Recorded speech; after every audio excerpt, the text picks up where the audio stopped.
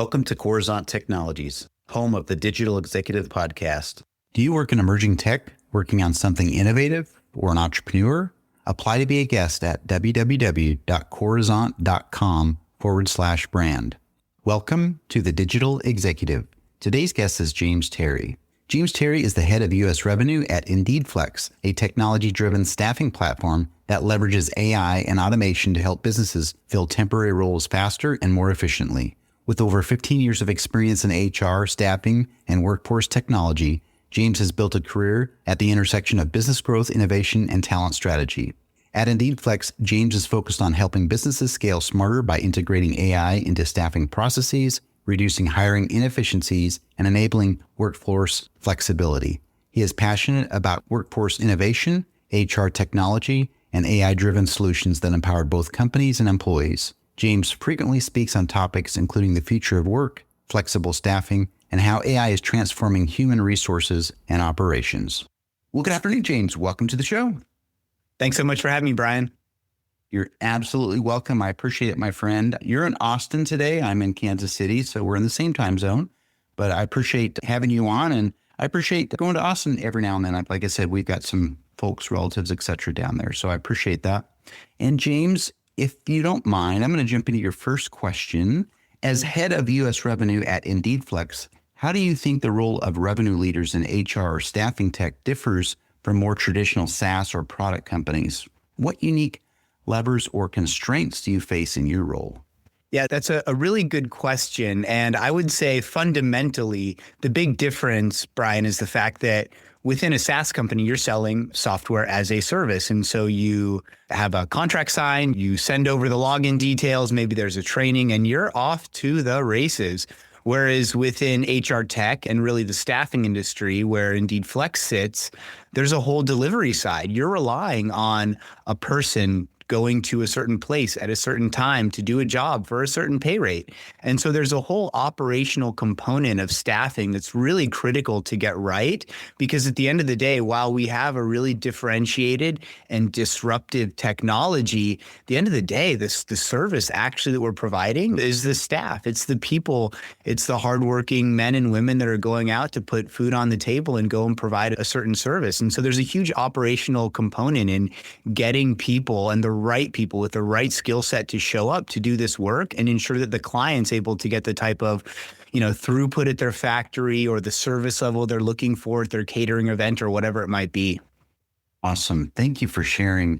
Yeah, I mean, sometimes it'd be nice to have that business model where you assign something, you're done. But I do know with people, right? HR tech staffing, a lot of moving people parts and heavier operational overhead. So I appreciate the insights. Yeah, that's really what makes our company very fun is, our motto is we help people get jobs instantly. And you can say that in a bit flippantly, but there's a lot that goes into that. It's ensuring that you have the right people with the right skill sets in the right locations and ensuring that at the end of the day, even though you're providing staff that might be IndeedFlex workers, really when it comes down to it, these people, when they go on site working for another company, they're representing that company. And so it's really important to make sure that you're getting it right. There's very small margin for error in the industry. Absolutely. Thank you so much. James, IndeedFlex emphasizes smart matching technology to fill roles faster. What are the biggest technical or operational challenges you've grappled with in matching supply, like workers and demands, the shifts in real time? How do you calibrate for fairness, speed, and accuracy? So the smart matching technology that we have is a really interesting component of our technology where essentially what it does is it allows, as workers get onboarded and they start to work with us at more and more shifts and more opportunities, what happens is we understand how strong is the worker, how consistent are they? Do they cancel at the last minute? Do they no-show sometimes on their shifts? Or those are kind of the negative impacts, or the positive ones. Are they consistent? Do they work very consistently with us? What is their star rating? We allow our clients to be able to rate the workers each time they work. And so as workers get better positive scores and minimize their negative scores, what happens is we're able to prioritize the best workers to be able to fill the best opportunities for our clients. And so what that does, it creates a really beautiful flywheel where the worker comes in, they do a good job, their rating goes up. And so ultimately, as our matching technology starts to offer the work out, it offers it out to the best workers. And that all sounds great. But at the end of the day, really the fundamental part of our program and our product is that we don't assign workers to specific work. We allow them to choose. Because sometimes you have two locations you're looking at. One of them might be further away from you than the other. One of them might be climate controlled and the other one might not be. One of them you're standing on your feet all day. The other one you're allowed to sit. And then there's also pay rate differences. And so within that, while we have this great technology that allows our system to match, we're giving fundamentally control and choice. And by the way, as a quick aside, the control and choice drives better outcomes for the customer and for the worker, because when you're being told to do something, you're not as likely to be as excited about it as if you have the opportunity to decide if you want to do something. Does this opportunity match with my schedule? So on and so forth. And so a really important part of having of our matching technology is really the fundamental idea of a marketplace. A marketplace allows people to choose. And so when you have a marketplace, you need to have a really strong balance of the supply and the demand. If I have too many workers and not enough work for them, then these workers are going to become disengaged and they're going to churn. They're not going to work for us anymore. They're going to go find work elsewhere. If I have too many or not enough workers, and too many jobs, then you're going to have dissatisfied clients. Those clients are going to churn. And so a really important component of our system, while the matching technology is great and helps to prioritize and give offers to the best workers, at the end of the day, having this really strong equilibrium of supply and demand is such a critical part of what we do, because it ensures that you've got the critical mass of the right number of workers and you've got the right number of clients and the right number of jobs. And it's not just jobs and workers, it's also the skill sets, it's also the location, it's also the pay rate. All of this stuff has to match. And when you have this matching happen and it happens effectively, then all of a sudden the workers, there's this clearing in the marketplace. All the workers that want to work are getting jobs, and not only are they getting jobs, but they're getting the right type of jobs in the right location with the right clients. And you have happy clients because they're getting better results ultimately, because we're prioritizing the best workforce for those clients. Amazing. I appreciate that. I like how that technology you have allows for your workers that are onboarding. It analyzes the different metrics, what type of worker, if they're regular, they show up on time, etc. But again, this allows for your best workers to get the best jobs at the best clients. Exactly.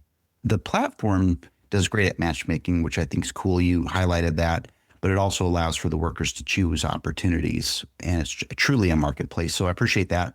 And James, as automation accelerates, where do you draw the line between machine decision and human intervention in staffing decisions? For example, what kinds of decisions or interactions should remain human-led to preserve fairness, trust, and candidate experience? That's a really interesting one. And especially with the advent of AI that we've had in the last, call it, year or two, there's been a lot of questions in the market about how much are we using technology to be able to drive these really positive outcomes and ensure that there is fairness and we don't have bias within the process. I'll take one example. So at Indeed Flex, we've recently built, and we also allow at Indeed proper our clients to utilize an AI interview system. And within this AI interview, you're essentially talking to an AI agent and they're asking you questions about the specific role. It's great because it asks second and third level questions. And then essentially we'll score the candidate and then give the client the opportunity, or our interviewers the opportunity, to be able to look at the specific questions to ensure that the AI was working correctly and did prioritize and did rank the candidates or rate the candidates correctly.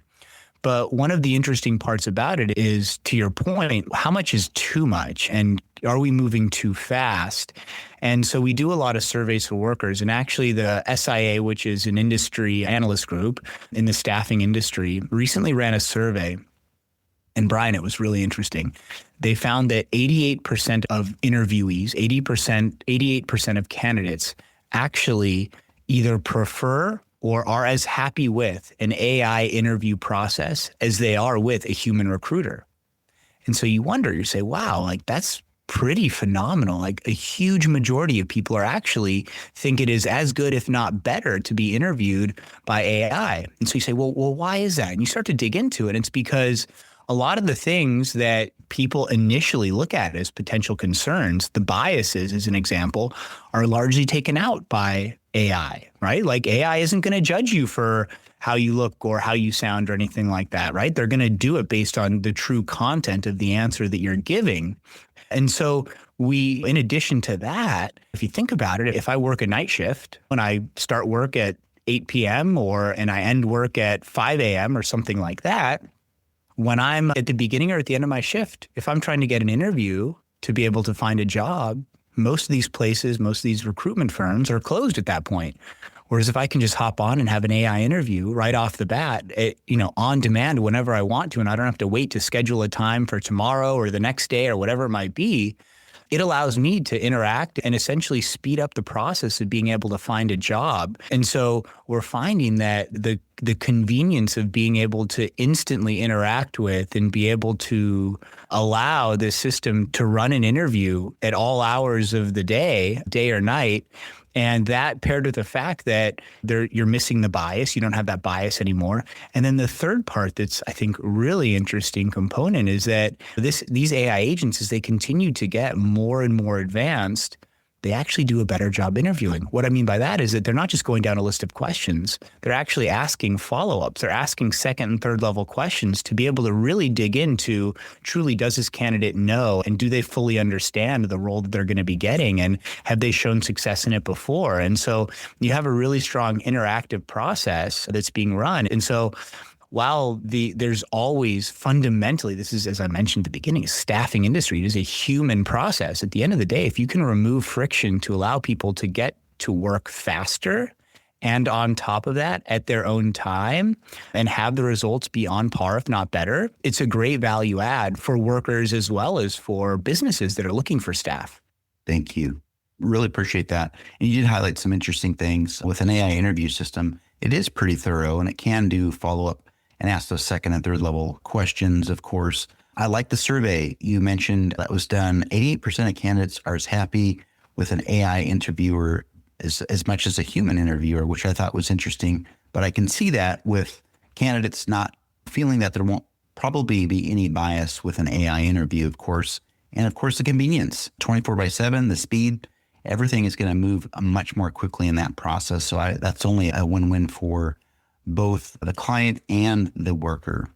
And James, the last question of the day I have for you, over the next 5 to 10 years, how do you see staffing platforms and the staffing model itself evolving? Like more gig work, micro work, fully on-demand labor? What will Indeed Flex look like in that landscape, and how should companies prepare? So I think there's two main parts of it.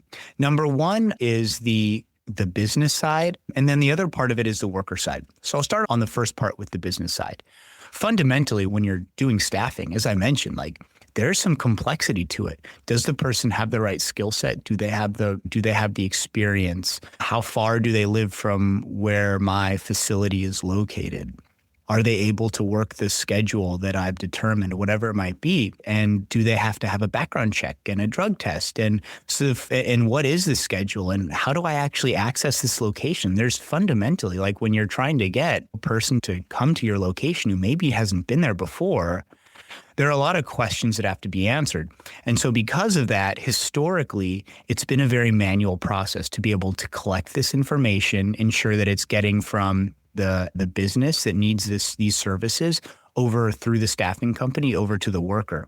What our system has done is really simplified this. So it now, not only do we have this AI interview, but we also have an AI agent for our clients. So what this means fundamentally is a client can go on our system now and just type in, I need 10 servers or 10 picker packers or 10 call center agents to start next Monday at the A shift in location B. And the system will understand that, and you press enter and boom, you're done.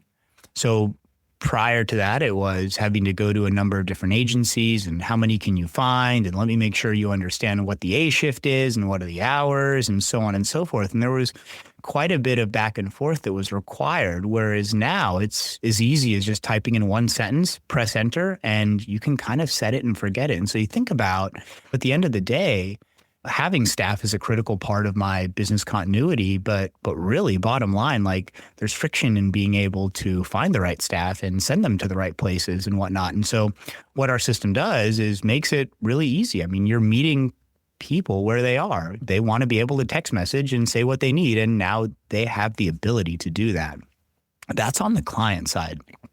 on the job seeker or the worker side, I think this is the really interesting part, Brian. If you think about it, like now you can go online and order just about anything in the world to be delivered to you in the next 5 hours, right? Like 15 years ago, even 10 years ago, you couldn't even dream of this. You couldn't dream of being able to say, wow, I need some new cleaning detergent, or I want to get a new pair of socks or whatever. And all of a sudden it's not just, are you going to get socks in 5 hours? It's what design do you want on the socks? So things have changed so fundamentally. I mention that because those people that are working for you are also your consumers. And those consumers are demanding more choice. They want more flexibility in their personal life. And that has started to bleed over into the work life as well. They demand more flexibility in their work life. And so as you're giving consumers more choice and more control in the way that they're interacting, as consumers, they want the same type of flexibility when it comes to their work life. So the ability to be able to pick up a shift here or pick up a shift there is really important. When you have people that are working in the sub $20 an hour pay rate, quite often they have 2 or 3 jobs. So they're doing food delivery, they're doing rideshare, and they're picking up work somewhere else. And so giving people the ability to be able to decide, hey, you know what, maybe I would love to work a full-time job, but you know what, every Wednesday I have to take grandma to the doctor. That's something that people are not willing to make that trade-off for anymore because fundamentally they don't have to, right? Like they have other options now. And so it's really important that businesses understand that just because someone can't work on Wednesday at 2:00 because they have to take grandma to the doctor, that doesn't mean they're not a good employee. That just means that we need to be more flexible in the way that we're allowing them to interact with their work. And so being able to provide people this type of flexibility to choose when they work and where they work and how much they want to work is a net benefit. Because at the end of the day, Brian, this person might start working for you and maybe will convince grandma to miss that doctor's appointment this first Wednesday. But in a couple of weeks, they just can't do that anymore. And they're going to end up not showing up. And they're going to have to ask for forgiveness, not permission. And you're not going to know until it's too late. And so why not from the very start, just give them this type of flexibility to allow them to choose, hey, I want to work Monday, Tuesday, Thursday, Friday, or maybe I only want to work Mondays and Fridays. And if I can just start to get the consistency of the workforce, and I know that it might be a different person, but I know it's going to be someone that I know, right? It might not always be James, but it might be James and Brian tag teaming on this role. Fundamentally, like you're going to get better outcomes. And at the end of the day, James and Brian are actually going to stay working for you for longer because you're offering a differentiation in the fact that you're offering this type of flexible scheduling that a lot of other organizations are not yet offering. Thank you. Appreciate you breaking that apart. Obviously, let's highlight just the business side. We talked about that early on in the podcast, lots of complexity, overhead, a lot of research, et cetera. And your platform has taken a lot of that overhead out of that work and built in a lot of efficiencies, which is great. On the worker side, I liked your analogy of where you can now literally order something online and get it within 5 hours. I do it every day with Amazon, right? But it's amazing how workers can now have that flexibility as well. And if they want to pick up something, different type of shift, an extra shift, et cetera, they can actually do that now, which again, just opens up the playing field for everybody, which I really love. So thank you for sharing. Of course. At the end of the day, like, especially in 2022, when there was such a staffing shortage, pay rates increased quite a bit. And fundamentally, like how much you get paid, obviously, is always going to be such an important component of a worker deciding to work there or not. But there's a certain trade-off, right? Like at a certain point, if I can have that flexibility, or it is closer to me, or I have the ability to be able to not have to work on Wednesday, as I mentioned, that type of flexibility has a lot of value. And you're not always able to just compete on pay rate. Sometimes you have to have other types of benefits to workers that sets you apart from the rest of the field. And so having this type of flexibility is a really, really good way to offer a value proposition that differentiates yourself and makes you more of a sticky business that allows you to get a really strong workforce, despite the fact you might not be the highest payer in the market. Thank you. I really appreciate that. And James, it was such a pleasure having you on today, and I look forward to speaking with you real soon. Thanks so much for the opportunity, Brian. Bye for now.